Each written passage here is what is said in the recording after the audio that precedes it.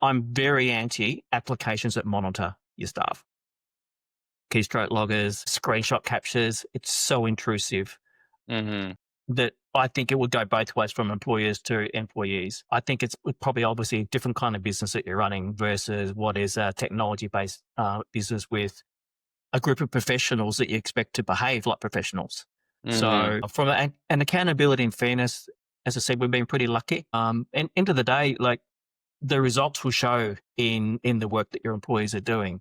If they're expected to create a document, like you expect that document done.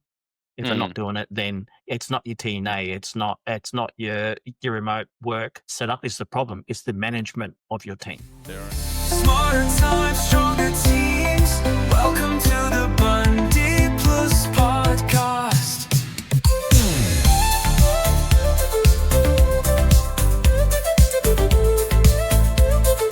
Welcome to the BundyPlus podcast. Good everybody, welcome to this episode of BundyPlus podcast.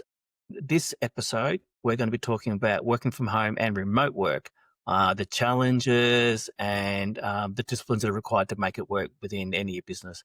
And I welcome Lavonne. How are you? Good, Steve. Nice to be on board for number 4. Number 4, yeah, it's awesome. Just if you want to introduce yourself a little bit, what you do.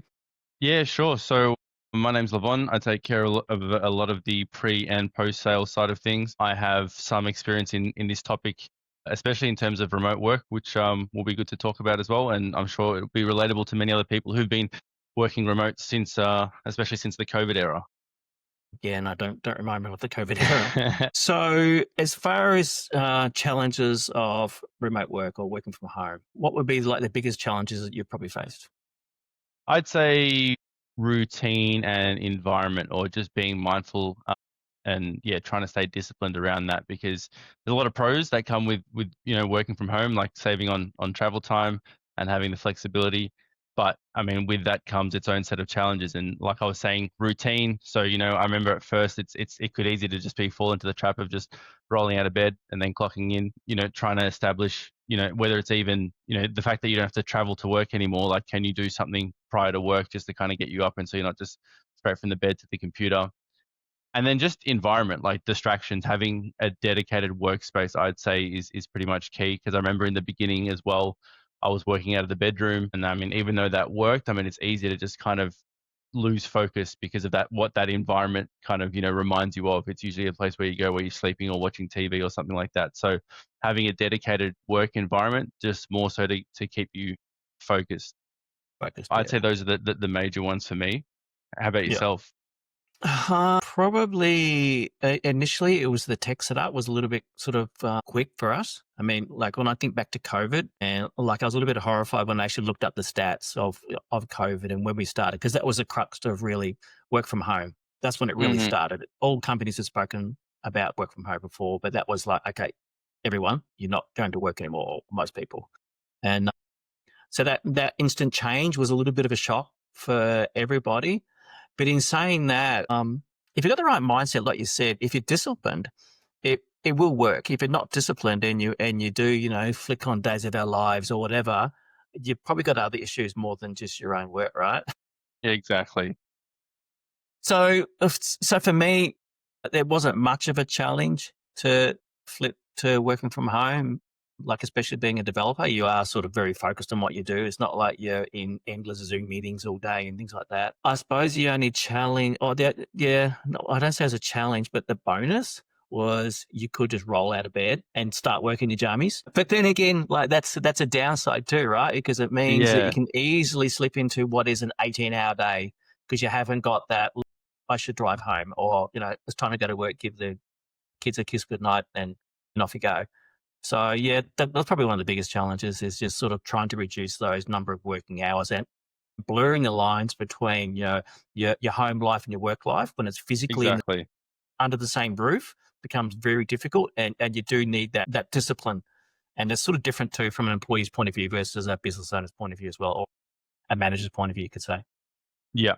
And I guess the other one that maybe became a bit more obvious as time went on is just that human element and that human interaction. I mean, it's especially with all the tech there is and the way everyone's adopted, with Zoom meetings and the online and remote work culture. I mean, nothing's still going to beat that kind of in-person, face-to-face interaction, and just that kind of collective energy, being in the same space where other people are working. I mean, we'll chat later on about, for example, working in co-working spaces, even if it's not working in with your team, but just working with other people who are, have the same kind of focus or energy.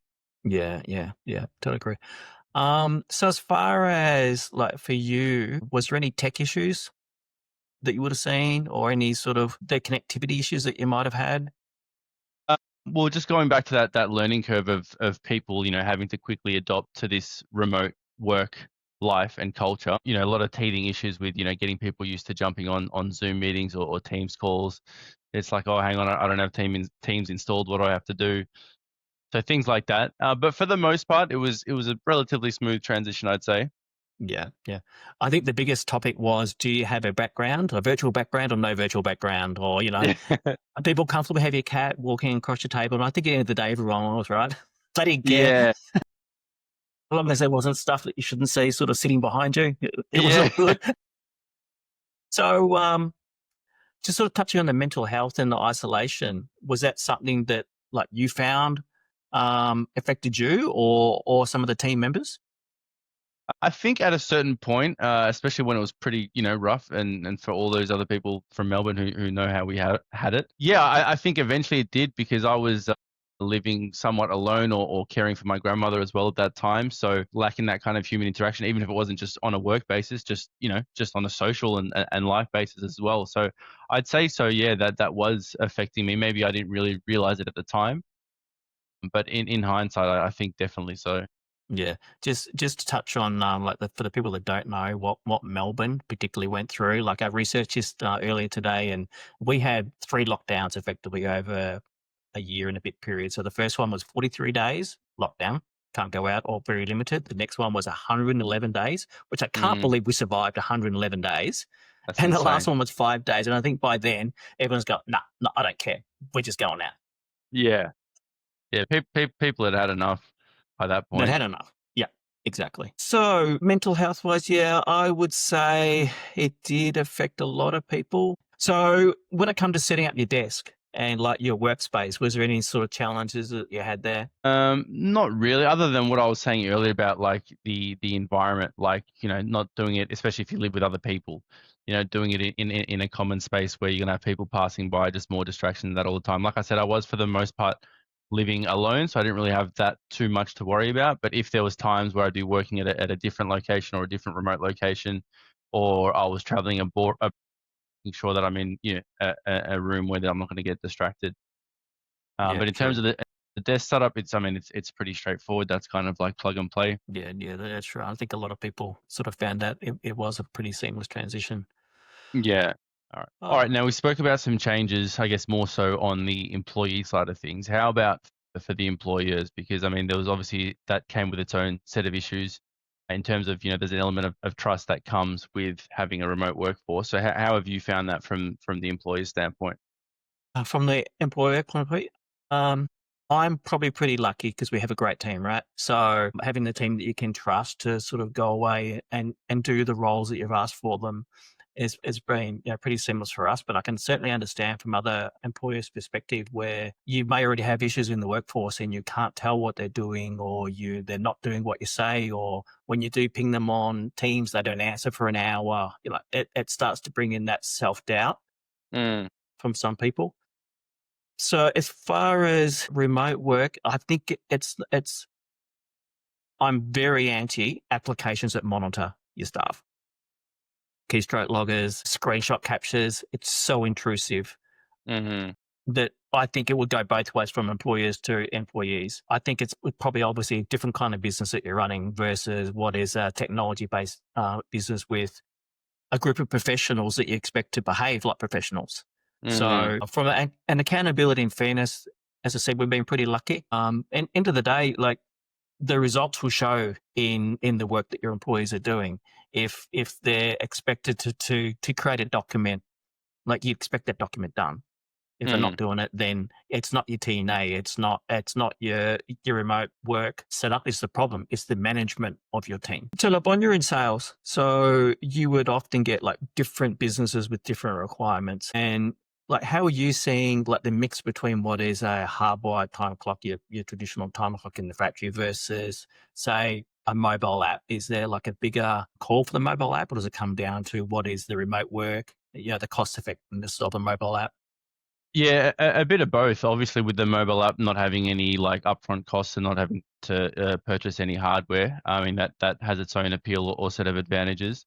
And then, of course, once again, thanks to COVID, having that demand all of a sudden for remote work and therefore remote workforce time tracking, it's kind of I think we're at an advantage that we already had that app available and we're able to keep expanding on that since.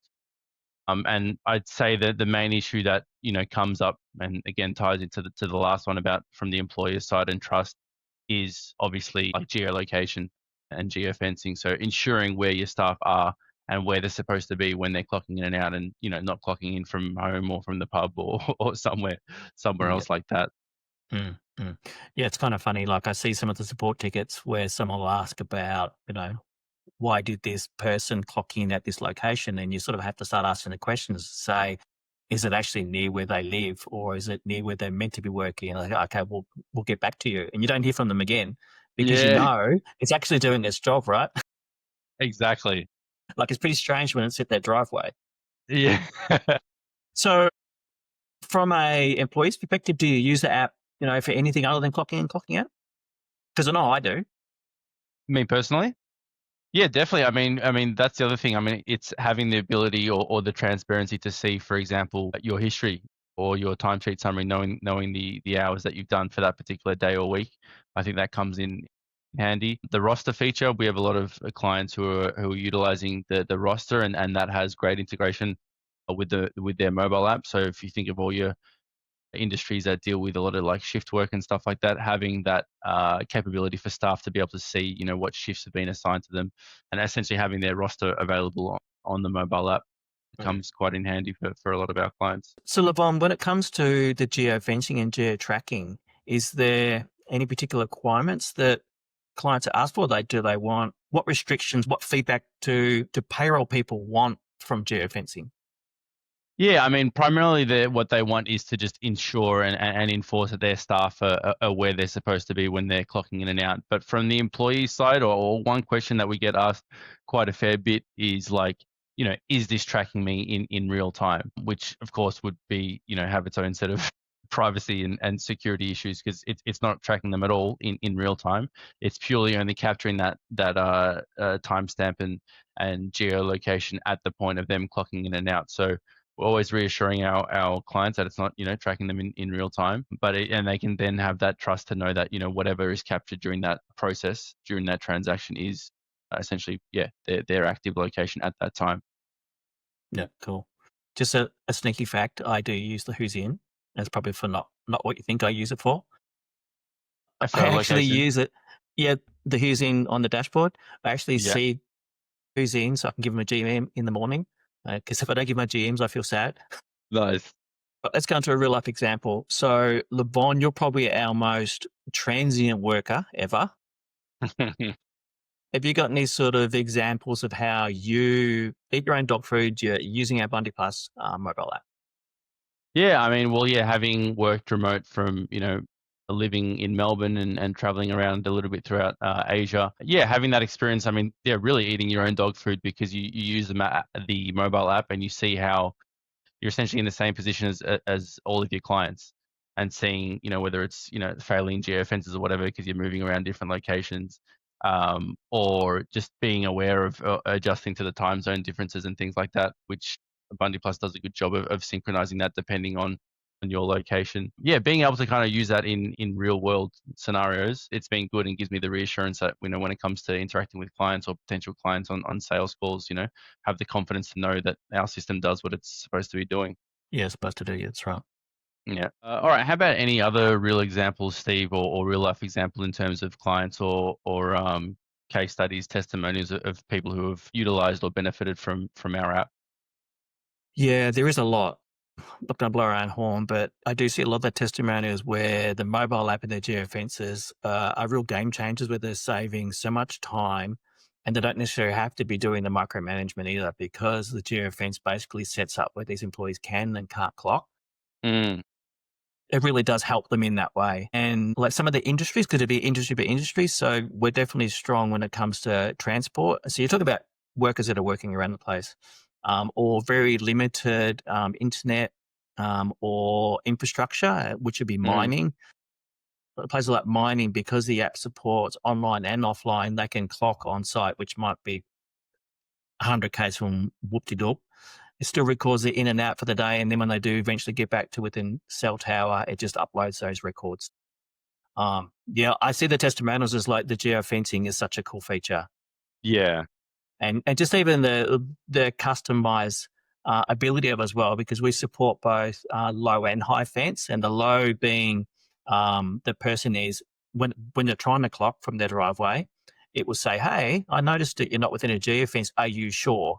And that's basically giving them the opportunity to either put in that false one and put in, like, ignore it, or put in a note saying, "I'm working from home today." So at least it gives an opportunity. Or there's the high fence where you cannot clock. You can't start work unless you're within that fence. And different clients use it in different ways, depending on, obviously their culture and their line of work. Yeah, and I'll also just add on to that with the geofencing, because in terms of industries, we also deal with, for example, like laborers, and one thing that we know with that, if they're working at, their sites might not be predetermined, and obviously to utilize the geofence feature, you need to predetermine these locations, and they might not know that until the day of that they're clocking in for work. And at least even without the geofencing, you still get the geolocation capture, and you can then retrospectively look back to see if this was, one of the locations or a valid work site. So there's that appeal too. You don't necessarily have to use the geofencing. You can still have the transparency of capturing the geolocation of the clocking data, especially if you have so many ad hoc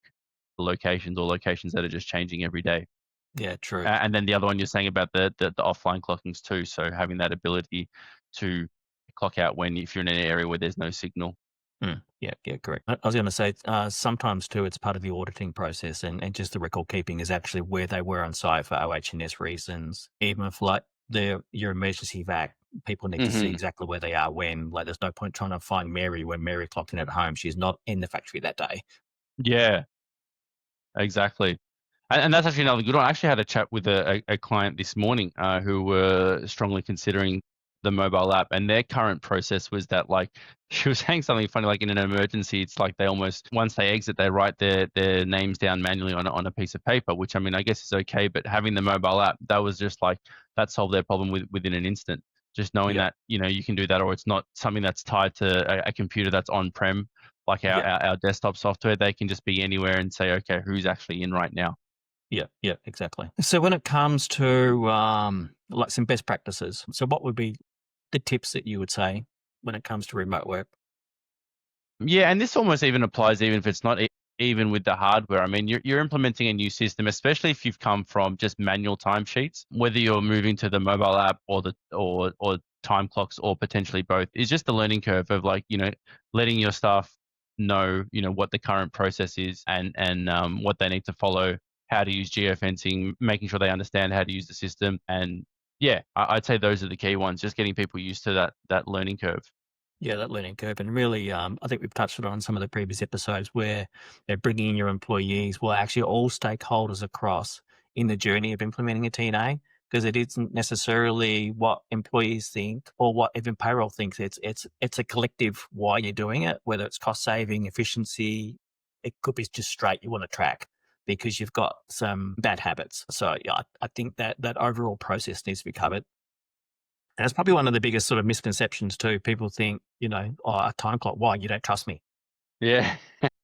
And it's not a surveillance tool. A surveillance tool is the camera out at the gate. That's a surveillance tool. Your TNA is just recording what you did.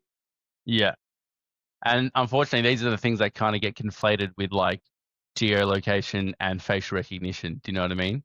It's like, where's my biometric data going? Is it getting sent to China, or, I mean, like I was saying earlier, is this app tracking my every movement in real time?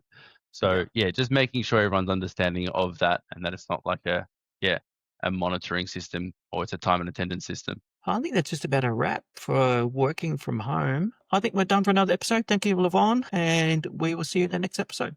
That's it. See you episode 5. Smarter times, stronger teams. Welcome to the BundyPlus podcast.